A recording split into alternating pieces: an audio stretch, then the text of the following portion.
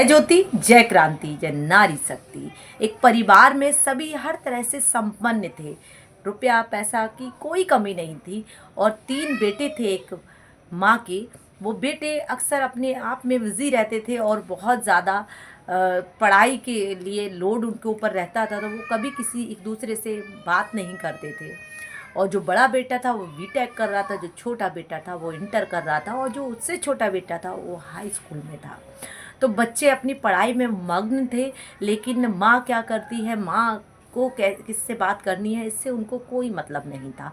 अगर कभी टाइम भी निकालते थे तो वह अपने डैडी के लिए निकालते थे, क्योंकि डैडी अक्सर उससे पूछते थे, बेटा तुम्हें कौन सा कोर्स करना चाहिए, आगे तुम्हें क्या करना है। तो वो अपने डैडी से ही बात करते थे, माँ से बात नहीं करते थे। तभी माँ अंदर ही अंदर बड़ी दुखी, बहुत परेशान सी रहने लगी। उसे लगता था कि आखिर वो बात किससे करे। इससे परेशानी का कारण अक्सर उसके पति ने पूछा कि आखिर तुम परेशान क्यों रहती हो, तुम्हें क्या चाहिए। तो वो कुछ नहीं कहती है और चुप रहती है।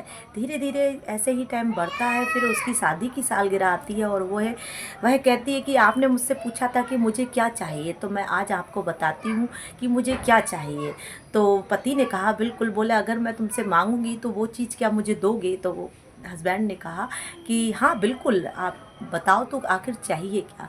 तब उस महिला ने कहा, उस पत्नी ने कहा कि मुझे एक गोद एक बेटी लेनी है।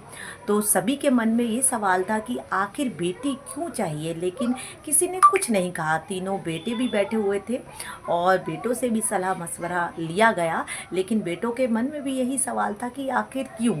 लेकिन बेटों ने भी नहीं कोई विरोध नहीं किया और ना ही कुछ कहा। और फिर वो दोनों ही अनाथ आश्रम गए, वहाँ से एक बेटी को गोद लिया जो कि वो 1.5 साल की थी।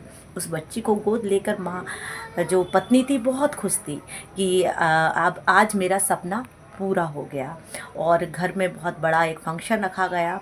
फंक्शन में सारे लोग आए और सभी ने बड़े खुश हुए कि भाई बेटी आई है, छोटी सी परी आई है। फिर उस माँ ने कहा, उस पत्नी ने कहा कि आज मैं अपने सवाल का जवाब देती हूँ, क्योंकि सभी के मन में ये सवाल था कि आखिर क्यों बेटी क्यों चाहिए।